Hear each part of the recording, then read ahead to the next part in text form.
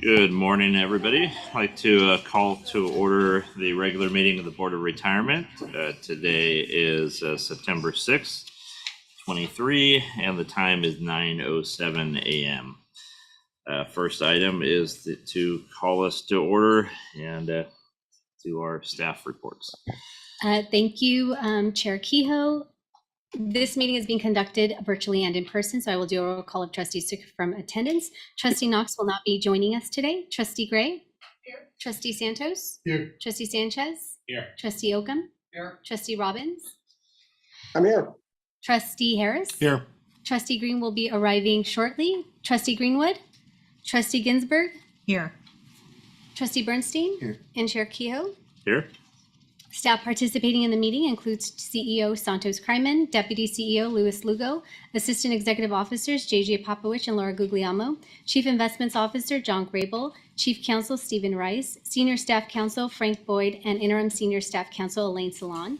Legislative Affairs Officer Barry Liu. Staff and managers participating today include Kathy Delino, Semi Wong, Ted Granger, Cassandra Smith, Louis Gittins, Vincent Lim, Ricky Contreras, Tamara Caldwell, Vicki Neely, Carrie Wilson, Hernan Barrientos, and Ricardo Salinas. LACERA's medical advisor, Dr. Glenn Arisman, will also be joining us today. Nick Collier and Craig Glide from Milliman, Anthony Rhoda from Williams & Jensen, and Shane Dowsett from Dowsett Consulting Solutions. Trustees, please use the raise your hand Zoom option to be placed in the queue. At this time, we ask all meeting participants to mute their mics until you are ready to speak. And now we may proceed with the agenda. Perfect. Next item is our Pledge of Allegiance. Ms. Ginsburg, can you please lead us?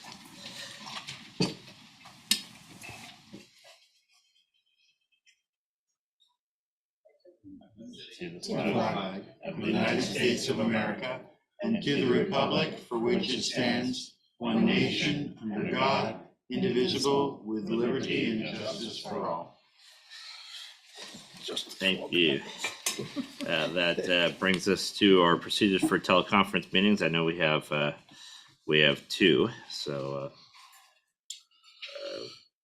what do we need to do on that? Yes, so Mr. Robbins is participating remotely under AB 2449 for Just Cause for physical disability.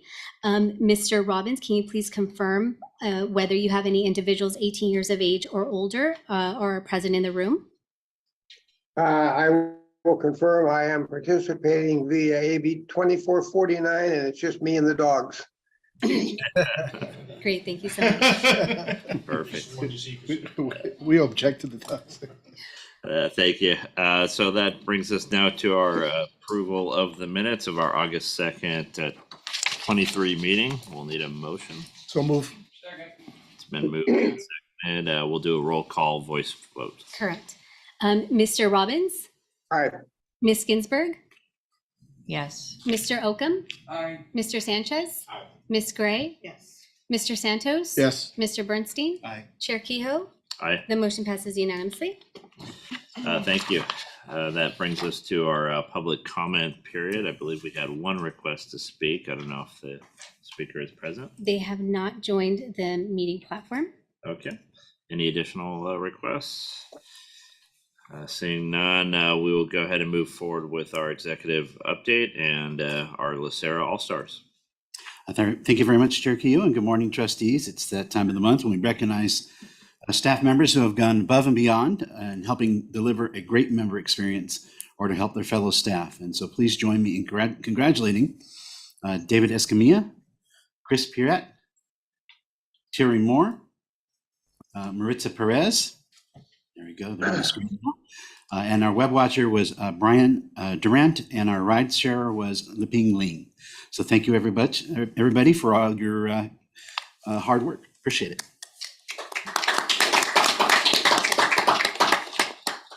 Thank you. Now on to the member spotlight. Yes, the member spotlight. It's time when we recognize one of our members for the great work that they've done for the county. And a time for us to be reminded of the reason that we're here and the things that we do. So this month, we are recognizing, we'll go to the next slide, Magdalena Lopez. And she is a registered nurse in the Pediatrics Emergency Unit at Harbor UCL Medical. She is going to be retiring, she estimates, in 2027, and she currently has 23 years of service.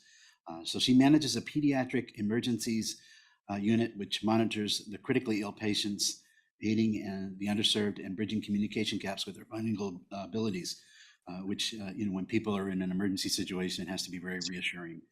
So we recognize her for doing that. She is looking forward to continuing her lifelong passion for continuous learning and enjoying time with her poodle, a rescue dog, Sally, which I happen to also have a poodle, so I appreciate that. So thank you very much, Ms. Lopez, for your years of service. We appreciate you. Thank you. And moving along to our service awards. Yes, thank you very much. And we have one service award, and I believe our recipient is going to be participating with us virtually, and that is Laura Gonzalez. Laura Gonzalez currently works in our Disability Retirement Services Division. She is being recognized for 25 years of service. So Laura, if you can see this, this is your award, which will be here for you when you're next in the office. We'll arrange for a picture too, because we always take pictures of recipients with that. So she started out in 97 as a word processor and is now a disability retirement specialist supervisor. So we appreciate Laura for her 25 years and counting. So thank you very much. Thanks so much.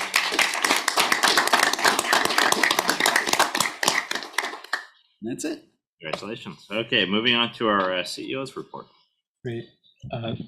Thank you, Chair Kehoe, trustees. Good morning, everyone, staff. I just wanted to very brief report. I know we have a lot of things to cover. We are very excited. Staff is very excited in terms of the approval of the strategic plan. So I did want to let you know that in October, we are going to have a management offsite with the senior executives and our MAC team members, so that we can begin to discuss and formulate the action plans that are needed in order to execute on the plans that were approved by the Board of Retirement. And so we're excited about that. It'll be our first time actually getting together offsite in person, at least 4 years. So we're really excited about that. And so I want to thank my Bonnie in particular for making sure that all the arrangements are made and that we're on task, and that we have a good program ready for October. And so thank you for that. And also my executive team, they've done a lot of hard work making sure that that's going to be a positive event. In terms of the strategic plan as well, one of the things that we did launch is a what I call our leadership pipeline committee, or it goes to the it goes to developing staff, building leaders of the organization, so that individuals can know their path in terms of their career path, making sure that they understand what is expected of them at the individual contributor level, the team player level, supervisor management, all the way up to the executive level staff. And so we've launched a process where we're going to discuss things with our MAC team and with our SAC team in terms of what those hard skills need to be and what the soft skills need to be as well, in order to grow as part of the organization, both professionally and personally. And so we're in the process of doing that. I think it's a good step in the right direction. It actually goes to one of the pillars, core pillars in investing in our people. And so we're excited about that. We've also launched a peer-to-peer mentorship program, training program, where staff are going to go through understanding their strengths, some of their weaknesses. It gives them an ability to talk to someone that's actually been doing the job, so that they can learn from each other in terms of how best to deal with resolve issues or problems operationally with our members, and so on and so forth. And so we're excited about that. We had a really good meeting last week. I think there were 50 plus individuals that were interested, which is a really, really good sign that people, our staff are really excited about progressing and growing professionally. And so that's a good step in the right direction. And of course, we do have our mentorship program that we're continuing. We've been doing that virtually. So hopefully this go around, our mentorship program will be able to do some virtual as well as in-person activities as well. So that I think that's a really positive step in the right direction and helps with the work culture of the organization. We're also going to embark as part of the leadership development program. We're going to start discussing what sort of work culture we want around here, what needs to be done in order for us to make sure that people feel included, that people are able to voice their opinions without any fear of reprisal and things of that nature. And so we've been doing a lot in that end, and I wanted to make sure that the board was aware that these things are happening.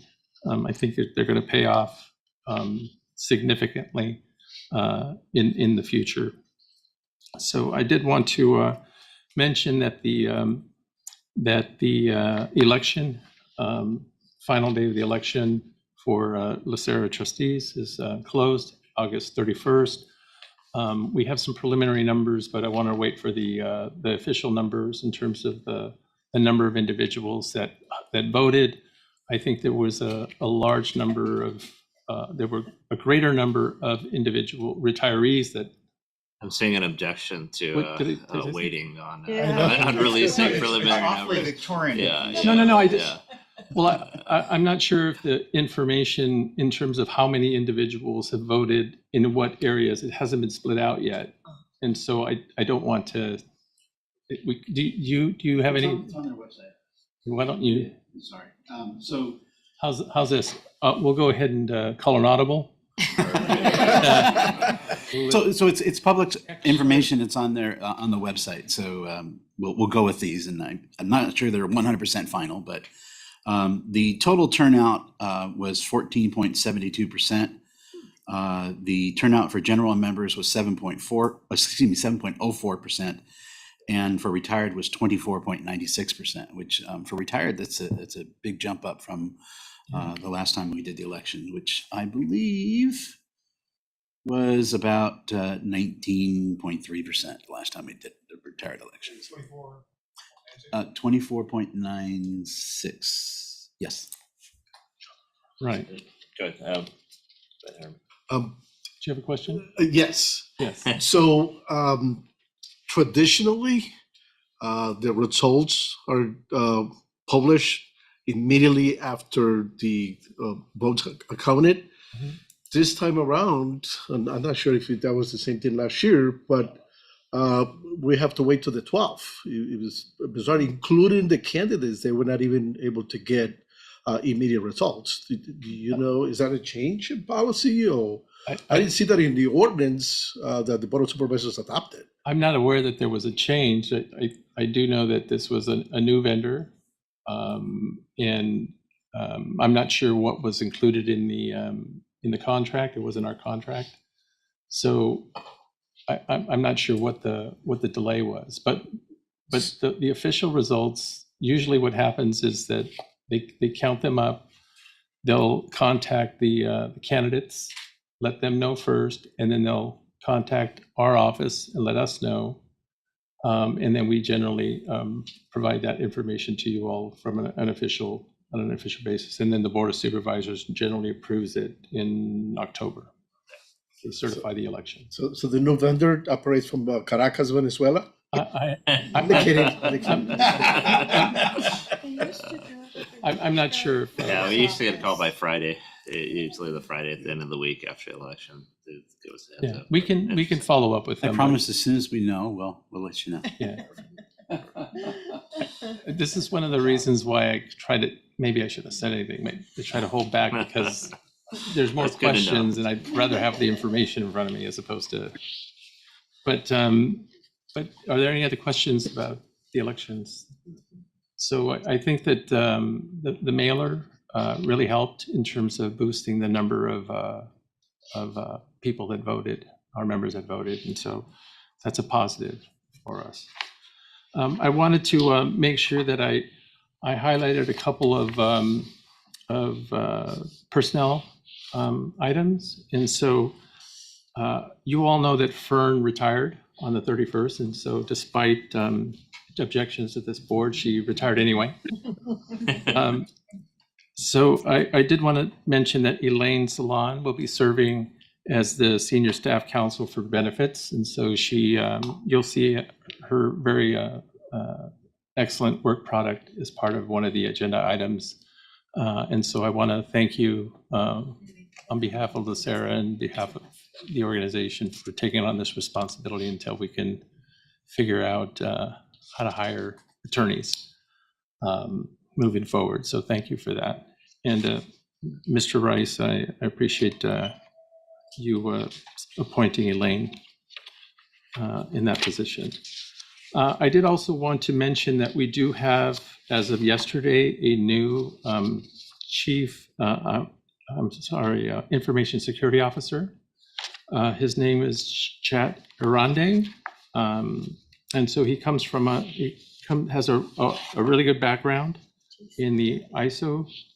We sent you all out a memo or an email introducing him.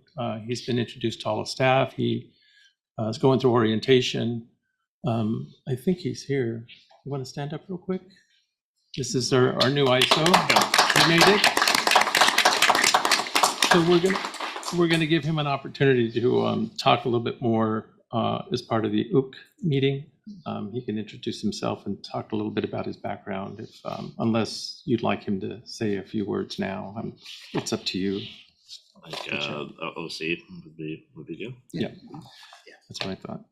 And so those are really the items that I wanted to point out. And I did appreciate Trustee Robbins stealing my thunder about the dental issues. And so we'll see what we can do from a communication standpoint to re-emphasize those particular benefits to our members. And we'll send an email blast out just reminding them that it's available to them and that they should take full advantage of it. And so we'll make sure we do that. And as part of the reporting, I'd like to see more raw numbers as opposed to just percentage increases in the costs. So we'll start tracking how many individuals actually are going to the dentist. If that information is available, we'll make sure it's included in our reports, including the vision as well. Perfect. So with that, I'd be more than happy to stand for questions. Any questions for the CEO about anything on the report? I do. I have a quick question, just a request from JJ that you shoot me a text message or an email and share those numbers with me that you put out about I scribbled one of them down, but I didn't scribble them all down. My pen wasn't quick enough, so I'm not moving that quick yet this morning. So anyway, if you would, I'd appreciate it. Thank you. And then, Mr. Kryman, if you can also communicate with the board any of the messaging that you put out for the retiree healthcare, dental, and vision, so that we can receive it as well and be informed. Yeah, we can certainly do that. Okay, and some of us will soon be getting them full time. Counted the days. Okay, perfect. No additional questions for the CEO. We will go ahead and move on to our disability retirement applications on the consent calendar. And that will be our consent calendar, page 1, applications 84E through 93E. I'll make that motion. Second. Okay, and let's do a roll call vote. Ms. Ginsburg, Yes. Mr. Robbins, Hi. Mr. Oakham, Aye. Mr. Sanchez, Aye. Ms. Gray, Yes. Mr. Santos, Yes. Mr. Bernstein, Aye. Chair Kehoe. Aye. The motion passes unanimously. Thank you. Moves to page 2, applications 1655B through 1667B. I'll move it. Second. Moved and seconded. Let's go and do a vote.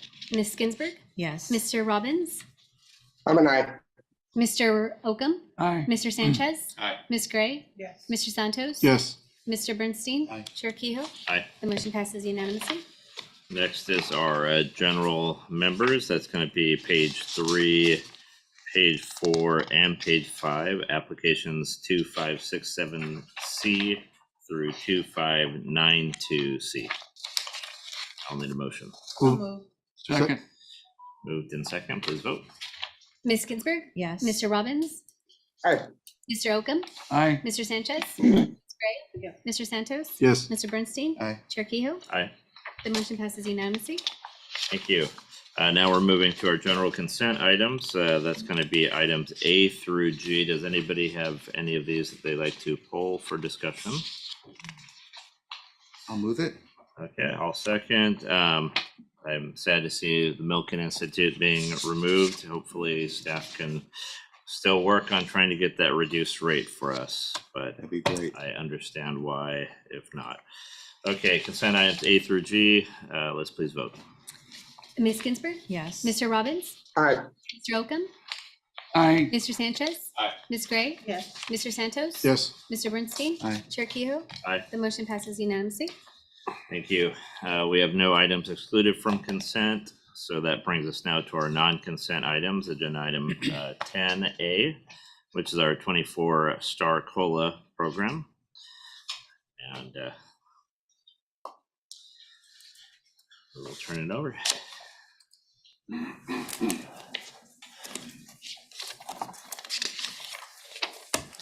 Good morning, Chair Kehoe and Board of Retirement Trustees. My name is Ted Granger. I'm with LACERA's Financial and Accounting Services Division. There's an item today for your approval. And I apologize, let me backtrack a bit. Joining us today via Zoom is Nick Collier, LACERA's consulting actuary from Milliman. And I'd like to take a quick second and thank Edward Wong for driving the slides.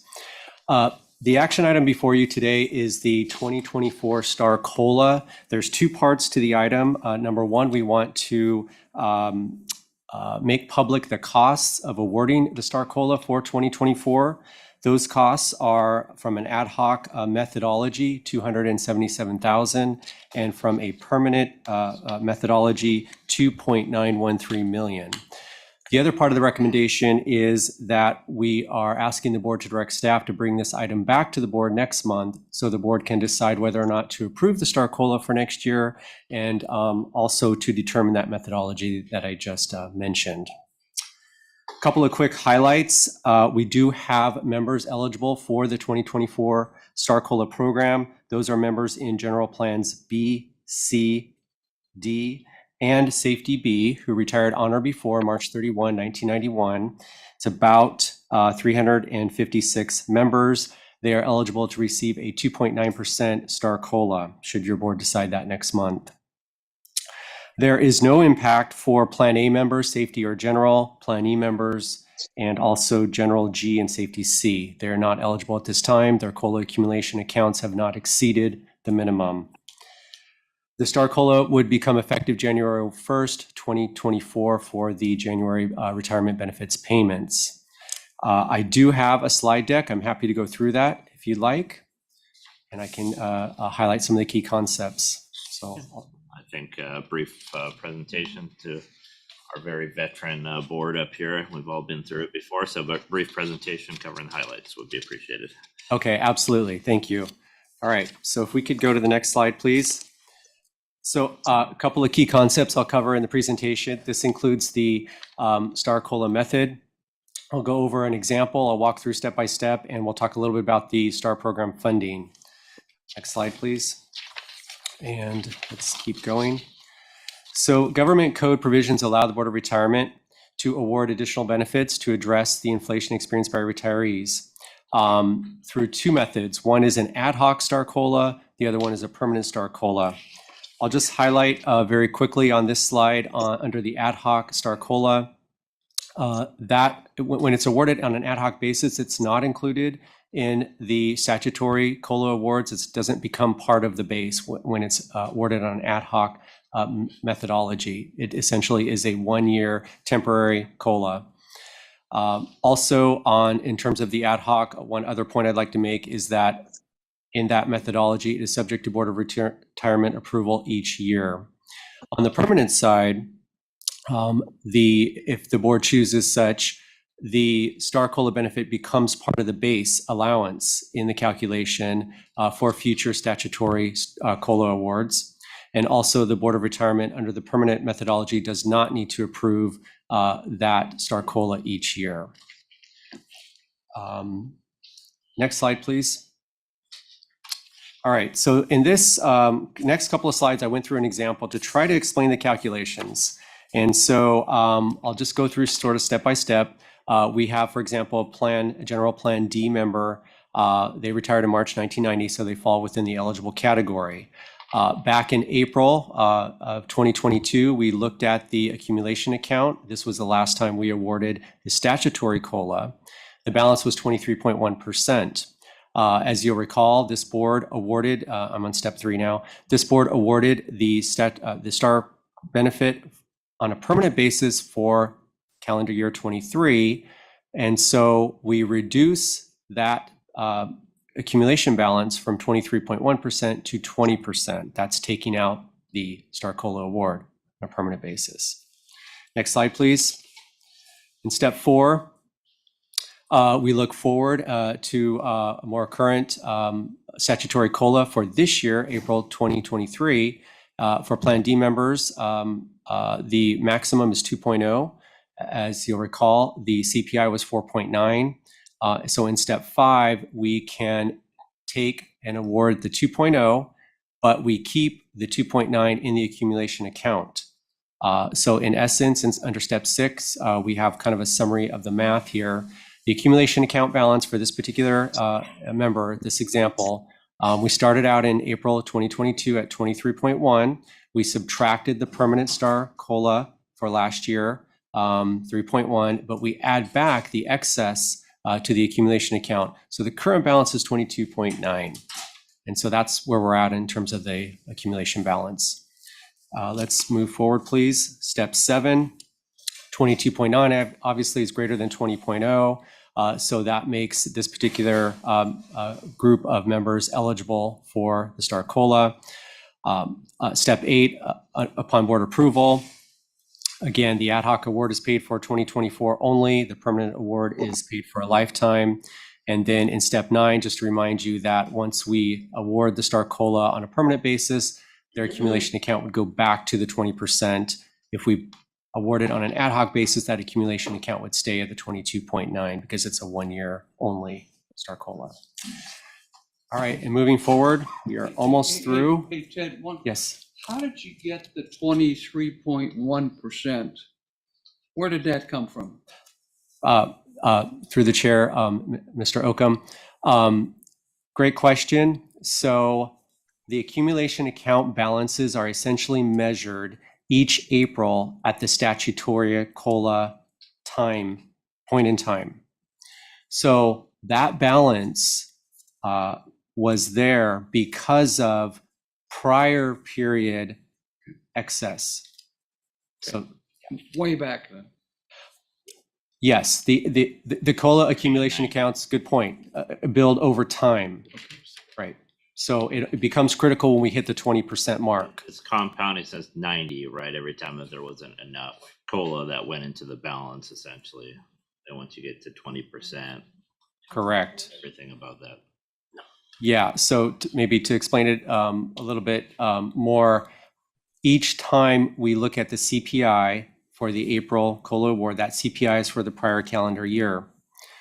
Let's say the CPI is 5%, but we know the plan maximum is, for example, Plan A 3%. So that 2% excess goes into the COLA bank. Over time, the COLA bank theoretically builds with those excess amounts. Do we actually have the money, that 23%?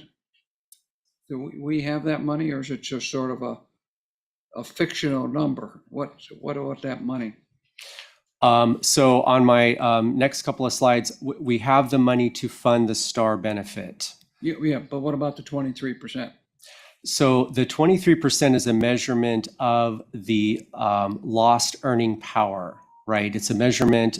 We look at For example, the law says that the retirees have to maintain an 80% purchasing power, right? So the way we measure it from an accounting perspective is we say, okay, that means that anything over the 20% reduces that 80%, right? And so that we really only look at the excess amount and whether we can fund that or not through the STAR program. Okay. The regular COLA benefits, those are built into the liabilities and the assumptions as part of Milliman's calculations. But the STAR COLA is outside of that. Okay, thank you. Sure. Okay, so if we could go, sorry.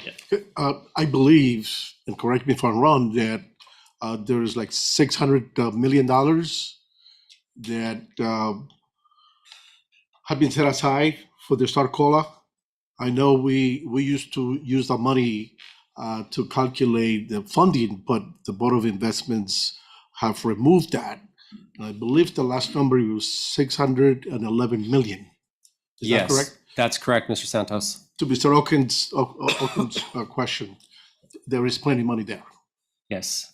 Yeah, and I was going to get to that. Thank you. And in fact, you covered some key elements on this slide. Thank you for that. So back in 1994, the county issued pension obligation bonds. The STAR Reserve was established at that time. Its highest balance was over $1 billion. Today's balance is $611.5 million. If we could go to the next slide, please. And if we want to just focus on the right-hand side, the amounts are included there. So for 2022 fiscal year end, the balance was $614 million.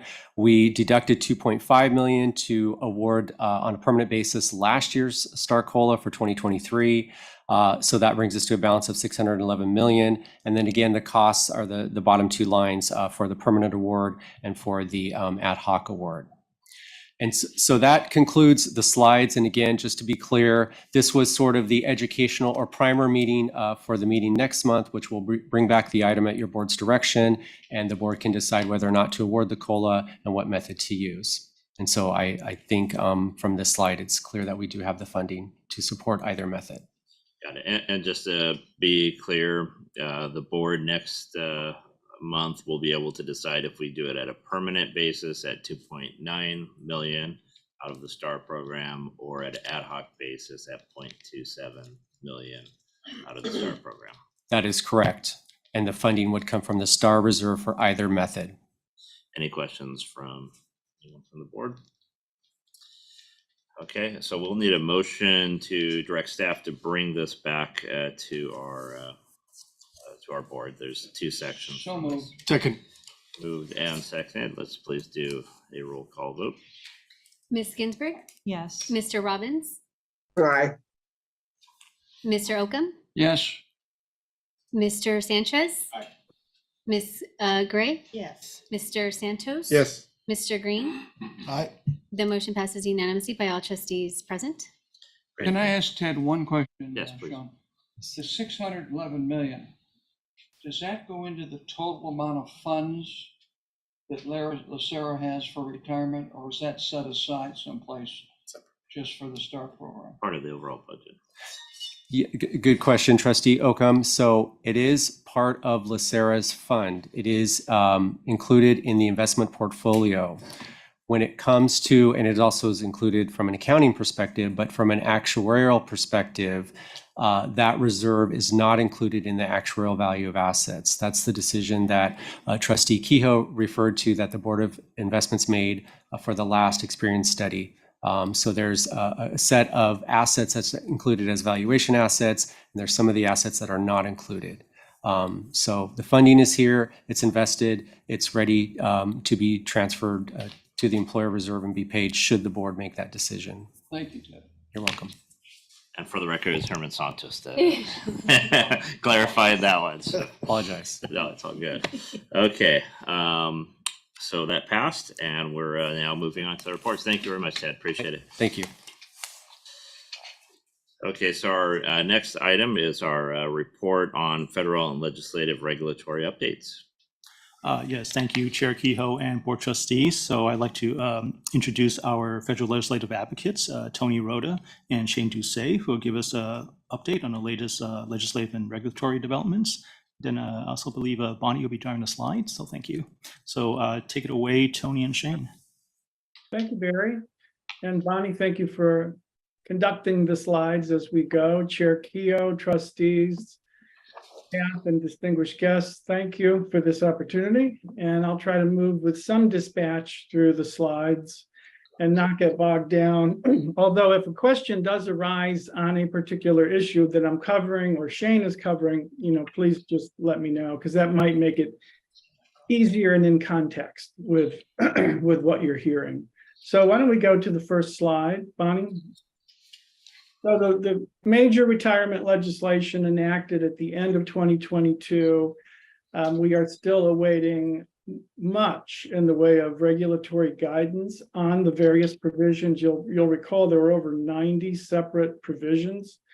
We did receive guidance about 3 weeks ago on the catch-up Roth mandate, which I know Barry's going to cover in detail after Shane and I complete our presentation, but that provided a 2-year delay in the Roth mandate, which would be an age 50 and over catch-up contribution.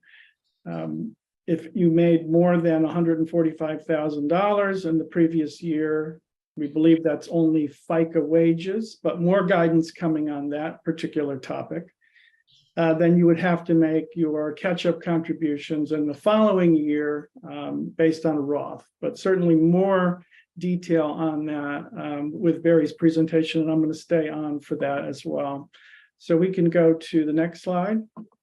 You may start to hear a good bit about PLESAs, which are pension-linked emergency savings account. These were created in Secure 2.0, but only for ERISA plans. These also are Roth dollars. So there is some activity in Congress right now to see if there's an appetite to amend Secure 2.0 to allow state and local governmental plans, non-ERISA plans, to create these emergency savings accounts. But again, these are small dollar accounts, and they may be, if they're enacted, LACERA may well say, we don't need that because we have other abilities for our folks to take an emergency withdrawal. So, but I wanted to put that out there because you may start to hear a good bit of cases as the months go on.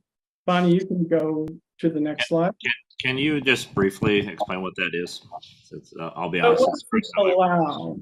Absolutely. So what it would allow is for a defined benefit plan. This is if it's extended to state and local, like LACERA, to create PLESAs for their individual plan participants. The PLESA would be capped, and it would be capped not annually, but a total account balance could not exceed $2,500 or the cap that the plan imposed. So the plan could impose a lower cap. This could be done by payroll deduction. It would be free of any early withdrawal penalty. And from what I've read, the PLESA does not carry with it a great deal of justification necessary to access it. So it would be, it's being described as a sidecar account for fast cash for an emergency, but that emergency is not defined in the statute. So a plan like LACERA could well set restrictions on access to the PLESA. And is post-tax dollars or pre-tax, and how does it grow? It would all be post-tax. It would all be a Roth contribution to the PLESA, which is tax-free at distribution. And does it grow based on the assumed actuarial return, or does it not grow at all? That's an excellent question, and I'm not sure, because it isn't a defined benefit. It's more akin to a defined contribution account. So it'll look like a cash account, and I can take a look to see what the statute provided for the ERISA plans in the way of income accruing on that. I do believe there's some interest rate that was attached to it. How is it invested? How are the dollars invested? Yeah, Unclear at this point. I mean, who controls that investment? I'm assuming The plan, not individuals. That's right. The plan, no, I'm sorry, the plan would control the investments, but the investments, and again, I'll go back and look at that statute. The investments may be limited to CD-like returns, so that they would be put in money market CD, something that is easily accessible and not risky. Treasuries? Yes, Okay, and that is not deductible at the time it is put into the plan, correct? no, I would, deductible by the individual, the participant? Yes. No, it would not be deductible. It would be a payroll deduction, but it would be set up as a Roth deduction. Okay. Yeah, Thank you. right. So yes, I hear more about police is coming. It's unclear. I'll tell you Mr. this. Chair, excuse me, Mr. Roder, quick question. The $2,500 cap, that's contribution cap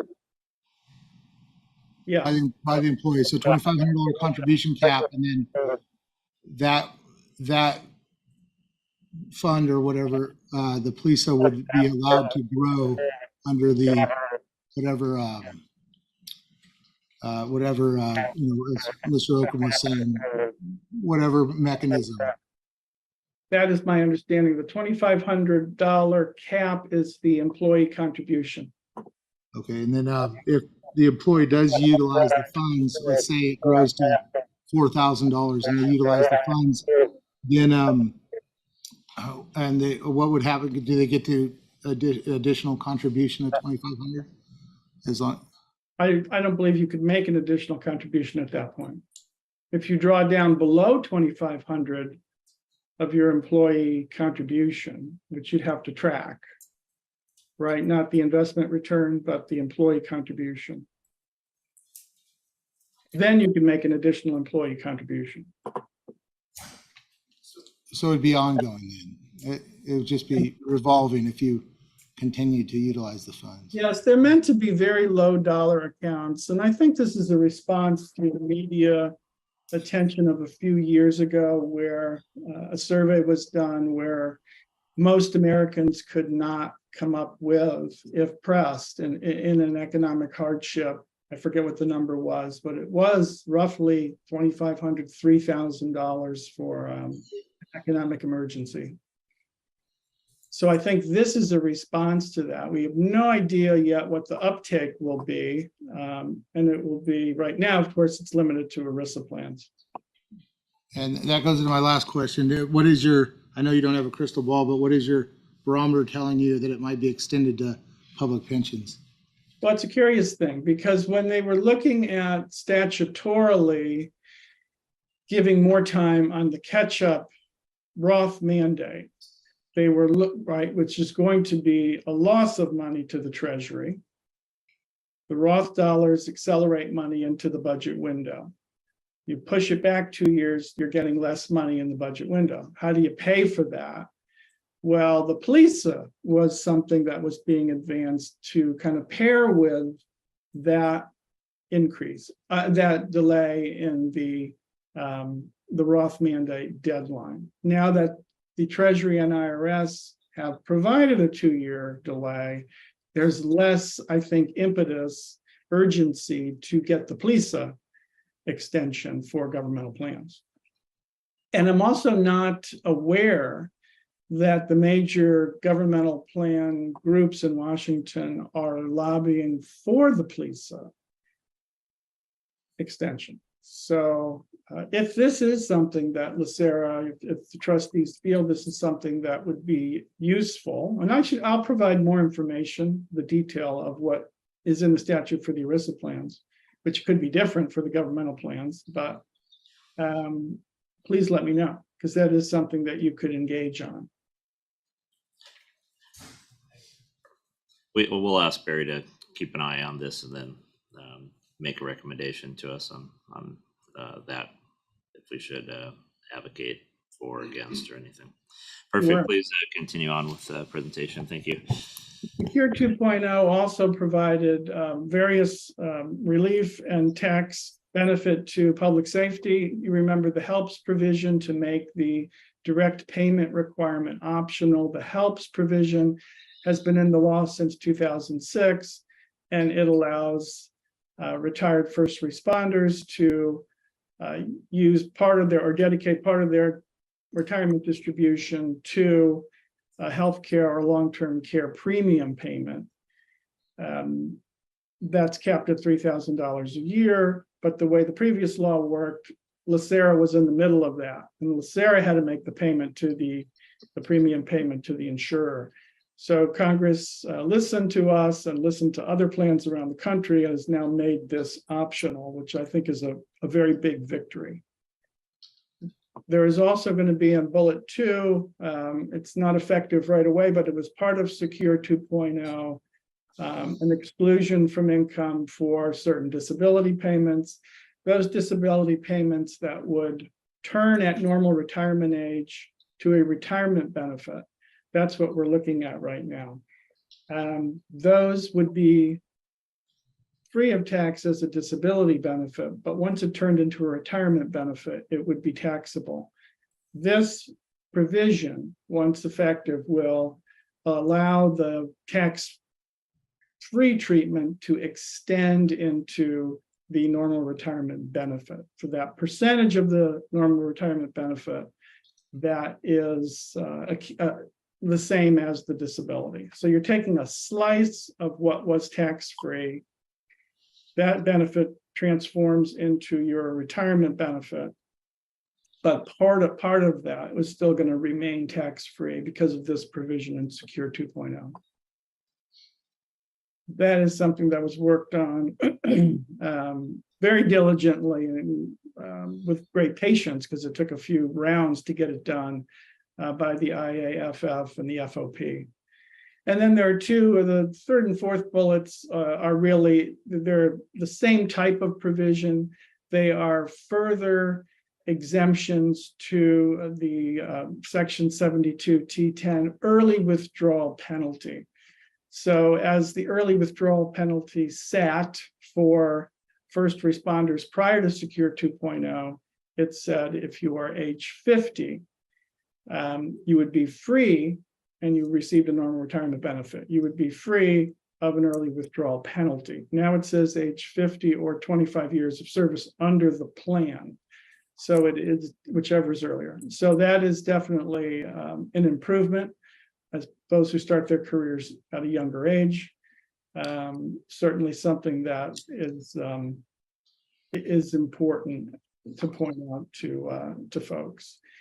And then there's the early withdrawal penalty waivers also extended to some private sector firefighters and some state and local corrections employees as defined by the statute. I'm going to stay right here because there is, as we're on public safety, I just want to point out a piece of legislation that was introduced in the last couple of weeks. It is HR 5241. I don't have a slide on it because it's so new. So it would amend the Internal Revenue Code, the section that defines a governmental plan. And it would allow a governmental plan to have certain participants in the plan and remain a governmental plan. So that begs the question, who are these people that would jeopardize whether you're a governmental plan or not? Well, these are nonprofit firefighters and emergency response providers. So the criteria is that they would work for a public safety agency. I want to make sure I get the words right. They'd be under contract with a public safety agency who is working for a political subdivision of a state. They're nonprofit firefighters and EMS. They would be allowed in a governmental plan under this legislation. This raises a lot of concerns, in my view, having what are essentially private sector employees in a governmental plan.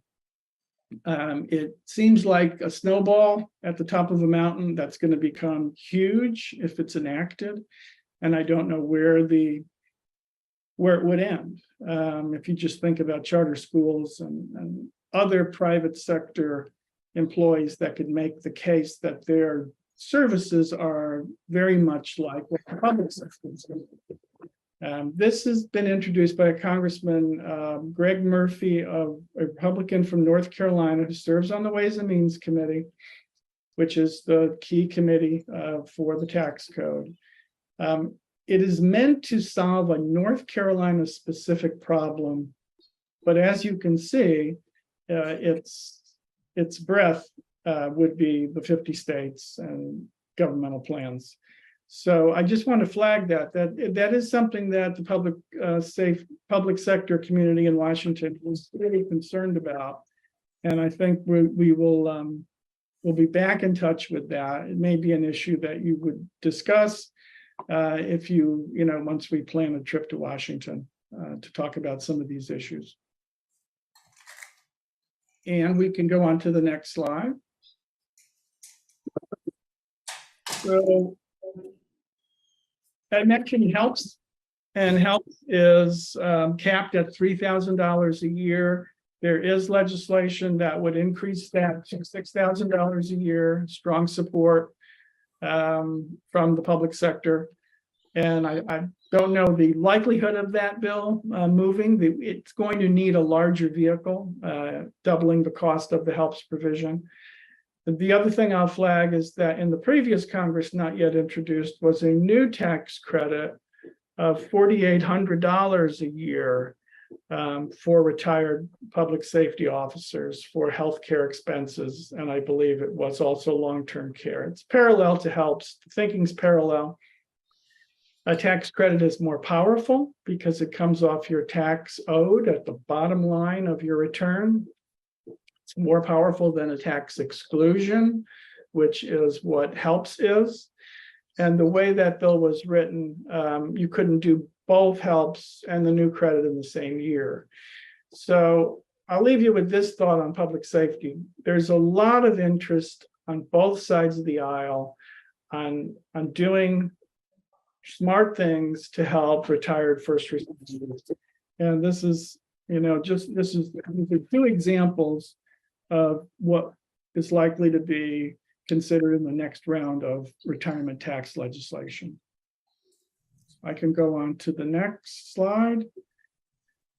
And I will just briefly mention that these are some of the ideas that have been characterized really as an anti-DB agenda. I mean, imposing an ERISA-like scheme on you, a regulatory scheme, or offering public sector plans, financial aid from the federal government, but with great conditions you would not take.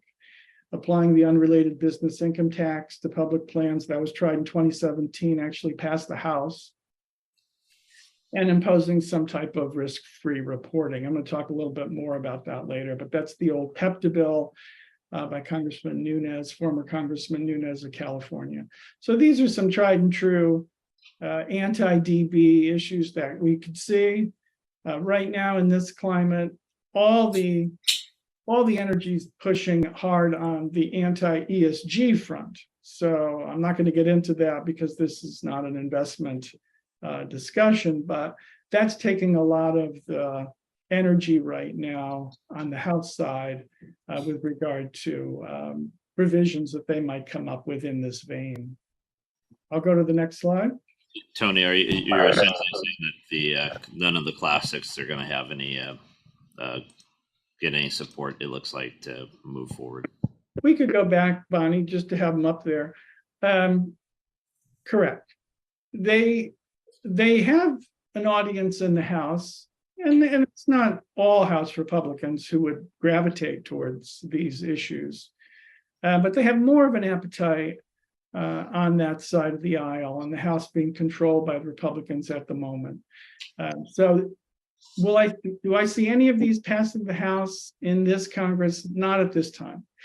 And if they did, the Senate being controlled by the Democrats would not look favorably upon them. So The classics could come out for more rhetorical value than anything. And Tony, do you have support from us to say no on any of these items, or what do you need from us to lobby against? I would love to have, and we could talk about that at the end. There are, or as a follow-up, because I think there are a number of items, and I could put a brief memo together for Barry, that board positions would be very helpful. And these are, I think specific enough that board positions could be taken on these. I defer to your judgment, of course, but a board resolution, maybe covering a bunch of these issues, would be very helpful.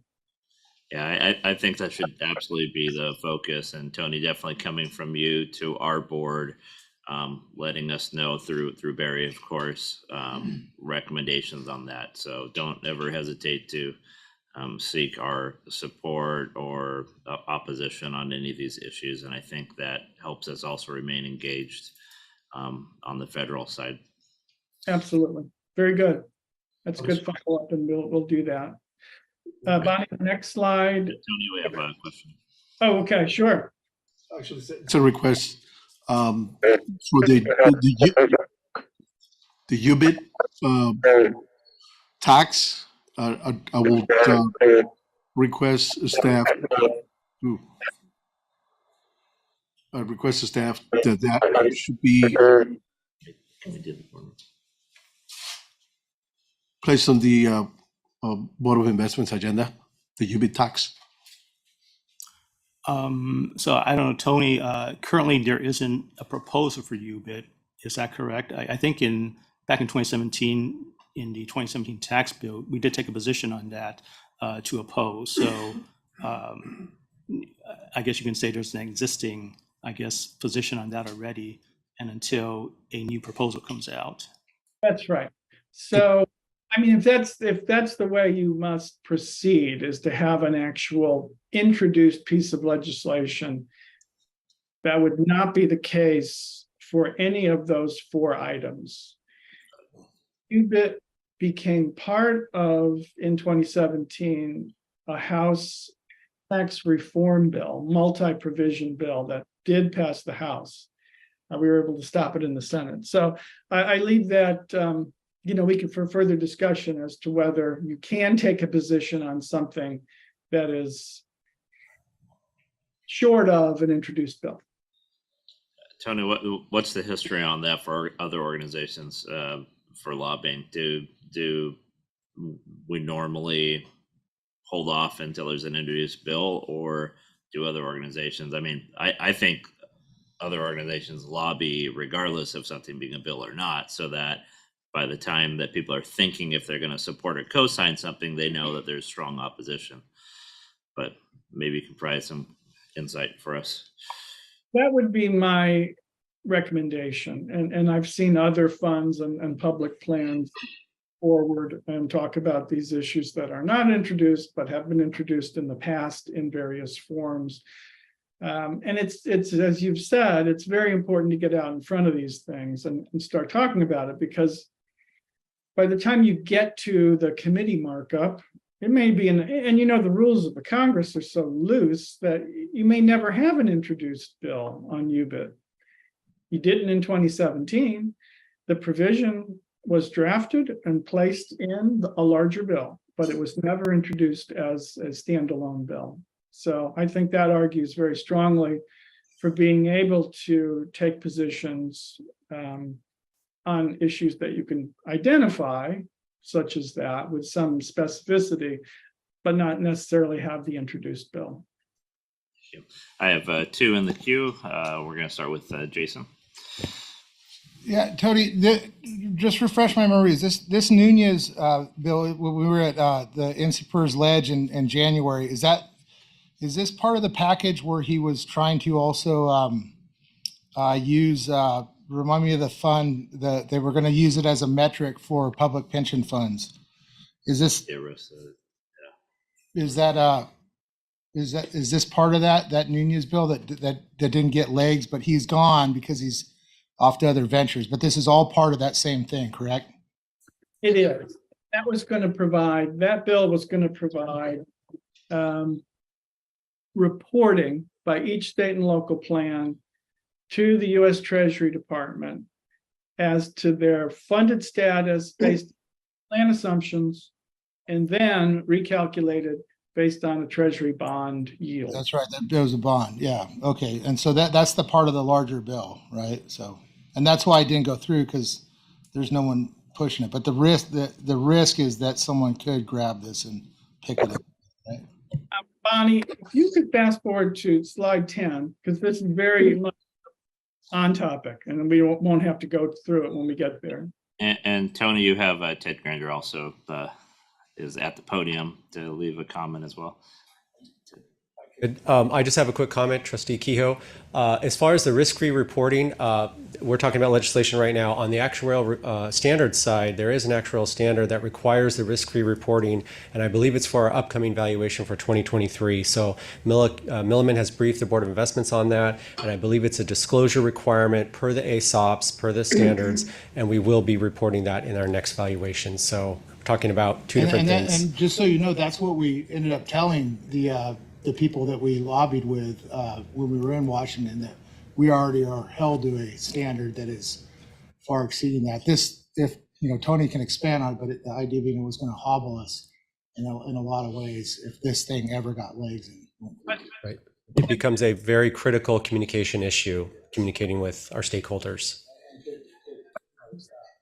Because and you will have to report this, and is going to start. Right. In my experience, I've never seen Congress not just because it's been done. If there's some politics to doing it, and they could take a different approach to it. They could say, yes, ASOP 4 is in place, and you're going to have to report this, but there's no nationwide database for all this information, and shouldn't we have that at the Department of the Treasury? So I could see them little and saying just that, you're going to report it, but let's collect it all, and have it in one place. So I'm glad we've had this discussion and got us to slide 10. But I think we also had Les. Do you have a question? Yeah, just a quick question for Tony. Tony, has NC PERS weighed in on this yet? And CPERS has always a Nunez approach to any type of reformulation of your funded status. And that's what it amounts to. ASOP 4 is also a reformulation, but it was done outside of the legislative political arena. It was done by GASB. So it's really not a place where anyone but the actuaries and the accountants really go to work. Any additional questions before we continue on slide 10? Let's go back. I think we're taking a considerable amount of time. So let's go to slide 8. And because I know this is a critical issue for everybody in various states like California that don't have FICA coverage. So you are hit in most times with the windfall elimination provision and or the government pension offset. And I just want to say that those bills are collecting, as usual, a significant number of co-sponsors. HR 82 in the House is now up to 289. Shane can elaborate on, because he is great friends with Congressman Garrett Graves of Louisiana, but Garrett Graves is the sponsor. Garrett Graves is very close to Kevin McCarthy in the leadership. He is in an excellent position to leverage this type of support to try to get something on WEP and or GPO. I think WEP is more ripe for being dealt with. But in this Congress. And I've met with Congressman Graves on this, and he takes it very seriously. In fact, he said, this is the #1 issue that people come up to me to discuss when I'm in Louisiana. So, you've got the best, I think, sponsor in this Congress you can. And we'll just continue. The California delegation's been, very supportive of this as well. Have we done positions on these yet, Barry? Not yet, but I'm planning to bring that forward to the board. Okay, let's try and expedite those because I think we should sign on as strong support on our end. Please. And Tony, I'm assuming NC PERS has stated support of both these items. And there is bipartisan, they operate sometimes in these bipartisan gangs, clusters of members who come together to try to solve a big problem. There's one such gang on comprehensive reform of Social Security. Unclear whether that's going to have any traction in the near term, but it's an issue that comprehensive now we're talking about has longer life, because you look at the trust fund insolvency date, you work back from there. Congress isn't very good at solving problems that are 10 years out. Congress isn't very good at solving problems that are 3 years out. But if you don't have this kind of brain power, bipartisan effort underway, then you're not going to be prepared when Congress is ready to deal with it. And then, of course, the final bullet is we always are on the lookout for mandatory Social Security. We don't want Congress to ever say, yes, we'll repeal weapon GPO, but now we're just going to cover everybody under FICA because it makes sense. And then you won't have this problem ever again. These kinds of things won't arise in the future. So we are very much on the lookout for that as well. And let me see if I have, the only thing I would raise on slide 9, and then I'm going to pass the baton, is this was a very interesting US Supreme Court case. This was an ERISA DB plan. This was a few years ago, and plan participants sued breach of fiduciary duty because they didn't really think the investments selected by the trustees were the right investments. So, and this does have application to state and local plans, as you'll see in the last bit of information. So it's a 5-4 decision. It was one of Justice Kavanaugh's first written opinions. And what the conclusion was look, you participant have been receiving your DB plan throughout this investment period. There's nothing that tells us that you will not continue to receive your DB benefit. So you don't have standing to bring this case. A very interesting decision. It was soon in the same year, I believe, followed by the Supreme Court of Kentucky looking at a plan participant suit against the Kentucky retirement system DB plan, and that sole decision as as a hammer to say, no, sorry, you don't have standing. This is a general application to DB plans, and I think it's, despite that it's an ERISA case, you see what the state court in Kentucky did on that. So if there are no more questions, I'll let my trusted colleague Shane talk about healthcare.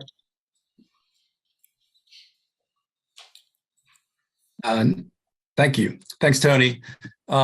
Trustees and staff, good morning. It's great to be with you. I'm going to be walking you through federal healthcare policy as it pertains to Congress, the administration, and the courts, and really kind of like the big action that's been going on in healthcare policy relates to the Medicare drug pricing provisions that were included in the Inflation Reduction Act. And the last few months, CMS sort of making its way through rulemaking with the new law. So what I wanted to do is just sort of highlight to you the timeline that Medicare beneficiaries can start to see some of the benefits included in the drug pricing provisions kicking off this year. And of course, the $35 monthly cap on insulin cost sharing went into effect this year. And though the big kicker, which is the Medicare's ability to do drug pricing and get discounts, that starts for Part D in 2026. Drug companies are required right now to pay rebates if they raise their prices faster than inflation. I'm also going to talk to you about the release of the top 10 drugs that are now going to be eligible for drug negotiations. But heading into 2024, we have some other major provisions which are already starting to have an impact on premiums for next year's Part D plans. One of those that's been highlighted, it's called a stabilization plan, but it provides a mechanism for average premium increases across all the Part D plans to be limited to 6% over the previous year. And that protection is going to go all the way through 2029. But this slide just really starts to kind of just show you kind of what we can expect from year to year. Next slide, please. 2025, we'll have out-of-pocket caps for Part D plans that are going to be reduced to $2,000 a year. And then I mentioned 2026, and that's a key date that'll basically start to see the 10 drugs, the most costly drugs of Medicare Part D, come into a price framework that has been negotiated between the drug manufacturer and CMS. And that's the first time in history that the program's been able to do that.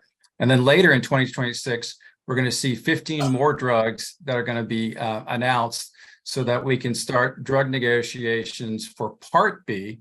And those are the drugs that you get when you go see a doctor in their office, usually like cancer drugs and infusion drugs.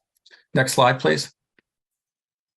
So the drugs that just were announced by CMS that's sort of been making the news the last few months, or more than half the drugs that are on this list that you're seeing are for medications to prevent blood clots and treat diabetes. And these were taken by millions of Medicare beneficiaries this past year.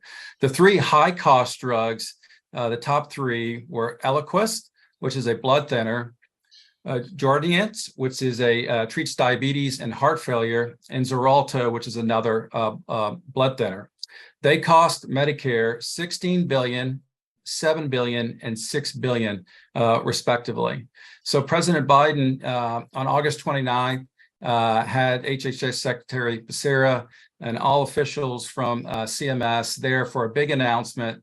And this is going to be a major talking point for President Biden in his reelection. And the congressional Democrats, most all of them, had press releases applauding the announcement of these 10 drugs. So the makers of the drugs are going to have 30 days to agree to participate, or they're going to face steep excise taxes, or they can just withdraw altogether from the Medicare program. Some of the makers, I'll go through some of the other drugs just so you know what they're also used for. Genovia, which is the fourth one on your list. That is a drug for type 2 diabetes. Farxiga, that is an inhibitor, and that is used to control high blood sugar in people with type 2 diabetes. Entresto is used to treat heart failure. Enbrel is for arthritis and psoriasis. Imbruvica is used for leukemia and lymphoma. Starella is used for intestinal inflammation. And Fiaps is an insulin injection. And then Novolog is also insulin injection. So those are all the drugs right now that are weighing whether they're going to stay in the program. And most I've heard are not going to leave. However, some, if we can go to the next slide, are going to be joining a lawsuit related to the program, which I'll talk to you a little bit later. So Shane, I've mentioned. Go ahead. Shane, can I jump in with a question, because I just want to clarify it for us. I see Yes. Kathy back there. I don't know if Cassandra's here. Cassandra, oh, Yeah. perfect. For Part D premium, I know that doesn't have a direct impact to our members, but does that have a indirect impact through the insurance plans, or how does this directly or indirectly impact us, just so that we have an understanding when we're looking at this, if we should be paying attention or not? Yeah, so good. Go ahead, Shane. That's a great question. So, for example, we didn't get the insulin, cost share for commercial. We only did it for Medicare. So that would include anybody 65 and over are going to benefit for that $35 copay. So there's a bill that's been introduced to try to extend for like insulin costs for commercial plans, the same that we've done for Medicare. But no, this only applies to the Medicare beneficiaries. So health plans that are offering drugs through PBMs. It doesn't impact the commercial, but does it put pressure on them through the market? Potentially, yes. so it could be a good thing in that, but this is only for Medicare. Yeah, and it may be our MAPD plans. We may see some there because their Medicare is specifically tied to those MAPD plans. So they can continue charging the regular plans, the amount they're charging now, and this will only affect Medicare? Our drug benefit will still apply as it is now, as opposed to that. Our members are paying less than the $35 in most cases. Depending on what drug it is, they're paying $7 prescriptions. Now, what about those 10 drugs? Those 10, yeah, we'll have to look at those because most of those are brand name drugs, which means that the cost is much higher. So we'll definitely have to. I got to tell you, I take Eliquis, and for a month I pay $100, which I don't think is expensive, because some other drugs I took before were really expensive. How much were they going to cut those 10 drugs to? Any idea, Shane? We don't last. Is that last? I can't see. No, that's Mr. Oakham. I'm sorry. We don't know yet because they're going to go through the negotiations for the next couple of months. So we don't know kind of what the charge is going to be to the Medicare program. But for the beneficiary, you'll have a limited copay. What do you say? You think Medicare is about 35% of the population? It's around 60 million that are in Medicare. Okay, so it's about 20%. Okay. Mr. Sanders, so the MOPD account, our medical trust participants through LACERA, I think to Mr. Keogh's point, the indirect impact for the analysis, I guess that's more clarification on the impact of this for our folks that will have to pick up the Medicare, and then also the folks that have no option. Right. Yeah, and we'll monitor it for you and let you know specifically what our group plans are doing. Yeah, this is a very dynamic change, so there are going to be. We're going to have to definitely see how this impacts all of us directly or indirectly. So, perfect. Thank you, Cassandra. And if I may, Mr. Chair, and in particular, how does the Kaiser Senior Advantage? I knew you were going to ask that. I'll definitely let you know because Kaiser traditionally gears people towards generics unless there is not generic available. So I'll definitely let you know. For those drugs, though, traditionally Kaiser will still charge the regular copay amount, but we'll follow up with them as well. They'll be included. Sean, are you asking how this could impact our premiums? Yeah, directly or indirectly, especially if they negotiate a lower rate with Medicare. But I couldn't imagine the insurance plans having a higher rate than Medicare. So I don't know how this is all going to spin out and what impacts it's going to have. So yeah, and these are great questions. So basically, commercial plans, health insurers, Kaiser, whoever, they will only pay for things that Medicare pays, and then they usually will pay, what Medicare pays, and they do a percentage up plus 20%. So usually commercial plans are going to cover something if Medicare does it, and then they look at what Medicare charges and they do a plus up, based on it. So hopefully, what this will do, it will help the market.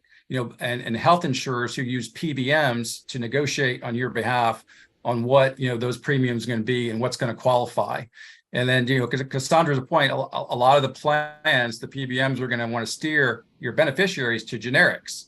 There's no need to do a brand if you have a generic. And normally you're going to get a lower, copay for the generic than you would be for the branded. So, the hope is that this will be helpful. The anticipated cost savings associated with to the federal government when this scored over 10 years is about $100 billion. So it's a big deal. And then I'll go to this slide right here. This is, if you just go back real quick. Thanks, Bonnie. So this was just what the CMS projects is going to be the Part D premium.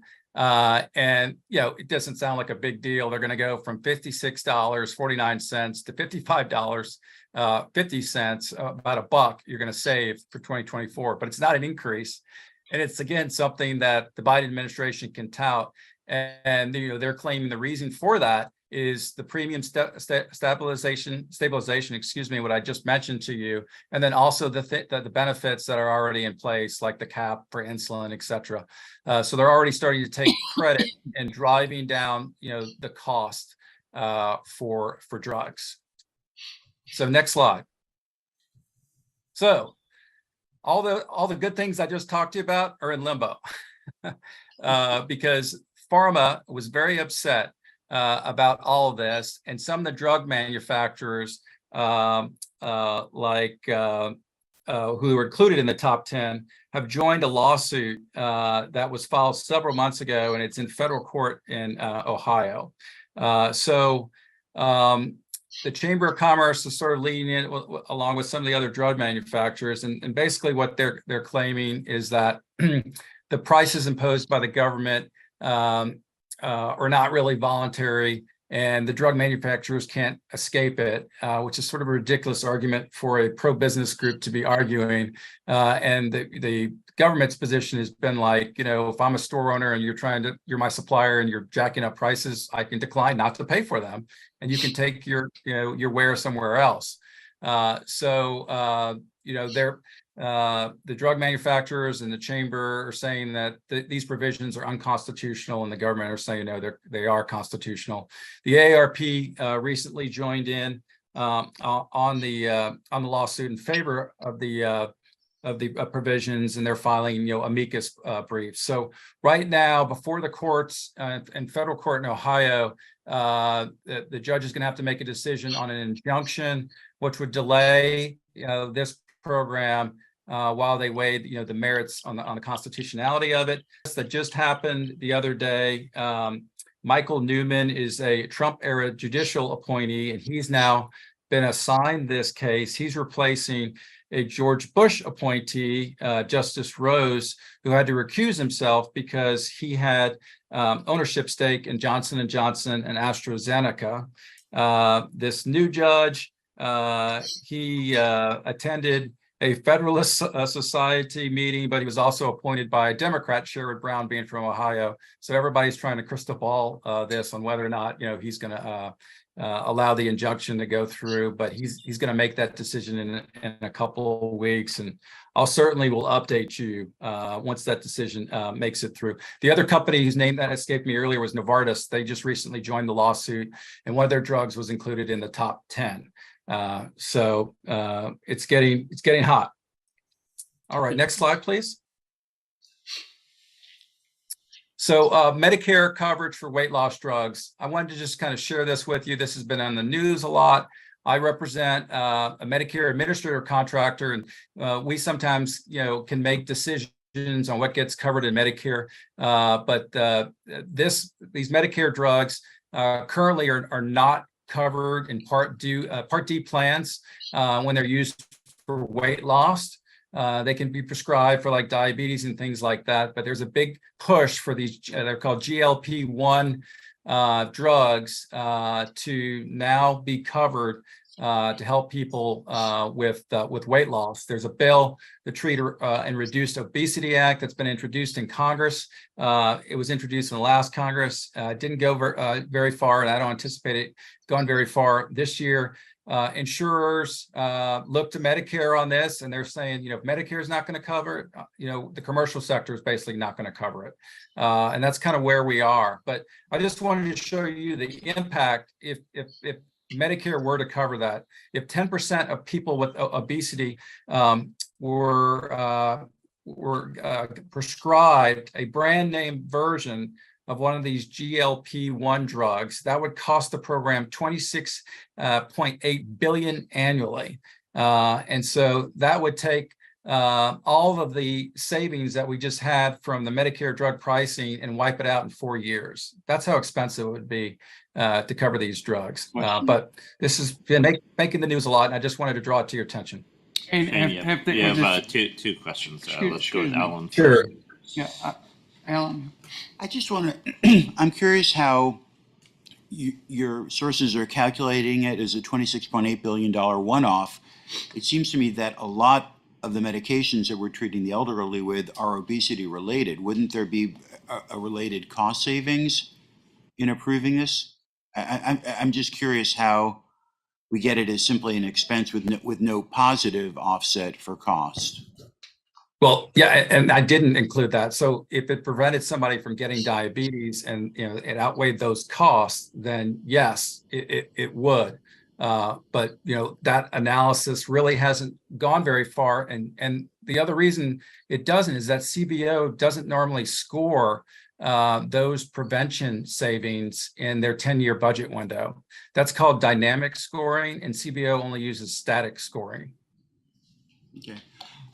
I realize that we live in a suspicious era, and these are new drugs and they may have all kinds of problems we haven't discovered yet. But considering everything I've heard over my years here about the problems and the costs and the challenges of obesity, a fairly simple treatment for obesity seems to me to potentially to have the biggest impacts on both cost for medication and actuarial assumptions for plans like ours. So I think we need to be thinking also both about the possible risks of this, but also the possible benefits. I have Ron, followed by Vivian. Alan, that's the question. Good question. That's the question. Thank you, Ron. Great, thank you. And Vivian. Thank you. Shane, in the study that was published, I guess it's the last bullet on page 16, when it conducted the study, did it separate out those individuals who are prescribed the drugs for weight loss? Did they separate out those who are diabetic? Because sometimes diabetes and obesity go hand in hand. But I don't think that they should use that in the study if it is specifically prescribed for diabetes and the side effect is weight loss, which usually treats another issue for those that are diabetic. Vivian, I have to go and actually go through the study and find that, but I'll send you the study and see if they differentiate the two. So basically, does this mean that Medicare will not cover those? So what it means right now is that Medicare and the commercial plans are hesitant to cover these weight loss drugs, along with members of Congress who have concerns about not only the cost but also the side effects associated with them. Recent studies and evidence have shown they can be very effective with weight loss. And so the pharmaceutical companies are pressuring Congress to go ahead and try to make a coverage decision. CMS has the ability to make their own coverage determinations, but they are woefully behind in doing so. And they've only made a handful of coverage determinations like this over the years. And then sometimes MACs can also make their own independent coverage determinations. But none of the clinical evidence yet has convinced them that this would be a good thing for the Medicare program. And the health insurance programs, like I mentioned before, they're just not going to cover. Now, beneficiaries or somebody that wants this drug, they can go and get these drugs. They're just, the health plan's just not going to cover it. You're going to pay out of pocket. But the out-of-pocket cost is outrageous. It is, absolutely. Additional questions? Okay, Shane, you can continue. Okay. I want to talk a little bit about PBMs and price transparency. So pharmacy benefit managers, that's who we work with our health insurers who help negotiate drug pricing. So Pharma was so upset about what happened, with the Medicare drug pricing that I talked to you about, that they've really taken aim at PBMs, which they blame for raising prices of drugs and how they do things, and things like spread pricing, where they reimburse community pharmacists less for what they charge the health insurer for the drugs, and all these practices, and that the practices that they do and the formularies are opaque. Nobody knows what's going on. So there's been a lot of traction in the House to sort of rein in PBMs and then provide more price transparency too of what health plans and hospitals, have been charging folks. So there's been bills that have been making their way through some of the key authorizing committees, and some of them have been bipartisan. Some issues have been partisan, but I anticipate, seeing some action on the House side that would impact PBMs and how they do business, and what that translates to us. I can't really tell you, plan by plan, but this has been a very popular issue in Congress. Next slide, please. The Senate Finance Committee, which is the key healthcare committee, they also passed a bill 26-1 that would require more transparencies from PBMs. It would place new requirements on contracts between Medicare Part D plan sponsors and PBMs. And so Bernie Sanders, who chairs the Health Committee, he's been focused on the spread pricing, what I just talked to you about, and how that's been done in the Medicaid program. And so I anticipate, again, seeing something also on the Senate getting some legs and possibly some floor action, this year. Next slide, please. Medicare Advantage plans, they've sort of been under the radar the last few years. And a lot of that has been the cost associated with them, and some of the marketing, that they've done, and then complaints from customers that have been associated with that. A year ago, the Inspector General found that 13% of care was denied by MA plans that should have been covered under regular Medicare rules, traditional Medicare. MedPAC, this is a Medicare PAC is an independent legislative body that basically gives policy analysis to Congress. They found out that Medicare patients on average cost 6% more than traditional Medicare. So CMS and the Biden administration, this year they've come out with some rulemaking, one that would clarify clinical criteria guidelines to ensure people with MA receive access to the same medical care they would receive in traditional Medicare. It would limit how MA plans are marketed to seniors during the enrollment period. And then it would also phase in changes to MA risk adjustment models over 3 years. And then MedPAC just announced this week that they're going to be having a meeting that's going to be related to the risk scoring. It's called risk code intensity that MA plans do, and this is where they basically will rate somebody in an MA plan that's more costly than a traditional Medicare plan. And MA plans sometimes do this to make more money, and normally it leads to litigation at the Justice Department. So MA plans continue to be, another industry that Congress has its eyes set on. As a result of some of the things that are going on at CMS, we talked about how can that put pressure on the commercial side. Cigna just announced last week that they've removed prior authorization requirements for 600 medical procedures, and then Cigna will also remove prior authorization requirements for 500 Medicare Advantage codes later this year. United Healthcare will eliminate 20% of its current prior authorization requirements for commercial, Medicaid, and MA, and Aetna has also removed prior authorization requirements. Prior authorization requirements can be very frustrating. I think we've all probably experienced it when we go to your primary care doctor, and we may need an MRI, and we have to wait forever for our health plan to allow us to go get the MRI. So this is one thing, again, where the government's kind of putting pressure and the commercial sector is sort of looking at it, and they're already making some of these changes, which is a good thing. Next slide. And that's it. I'm happy to take any additional questions. Questions from any board members? Seeing none, thank you, Tony. Thank you, Shane, for both of your presentations. And we have some follow-ups with our staff. I know, Barry, you have a presentation as well. How long is your presentation? Less of a presentation, just kind of a short update. Okay.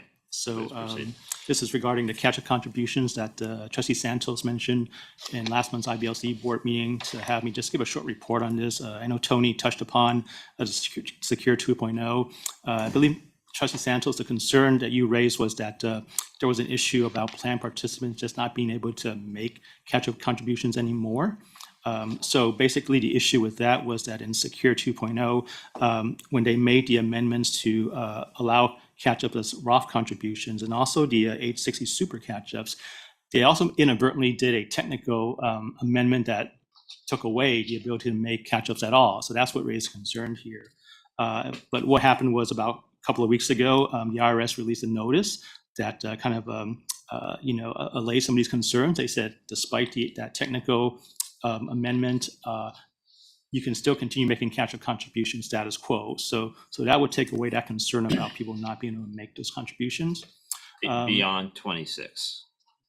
So beyond the 2026, I know they extended this to 26.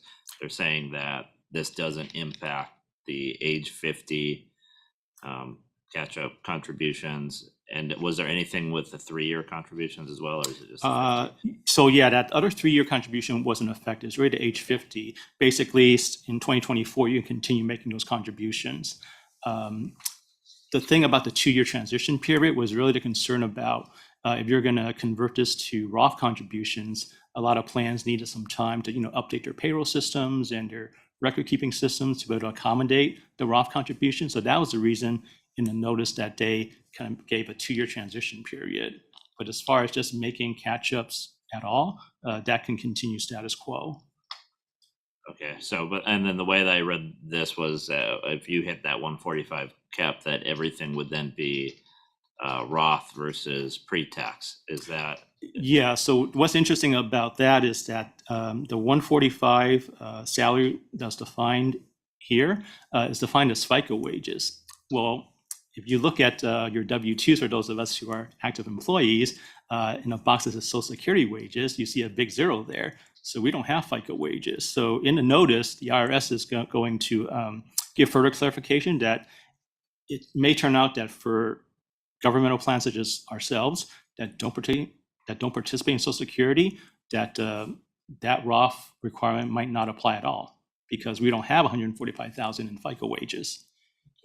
But let's say that was not an issue, and we don't have guidance right now, but if that was not an issue and they were counting our wages, at this point, does it look like in 26 that that's going to be a shift to some sort of Roth plan for the 50 plus catch-up? Yes, correct. So the transition period basically allows plans to make those plan changes and amendments. So that by that point, if it were to apply, then the 145 would be the threshold for Roth contributions. Okay, and this is a Horizons issue more than a LACERA issue, obviously, but I think it's important for our members to understand that. And often we all appear to get calls and conversations about non-defined benefit questions, and it's important for us to understand what those are. Mr. Santos. Right, thank you.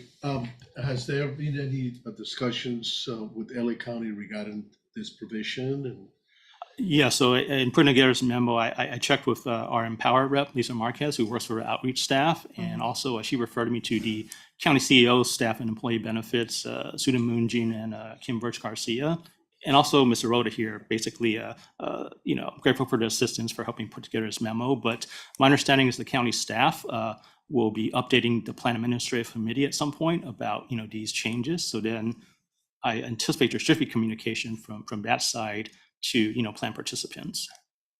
Thank you.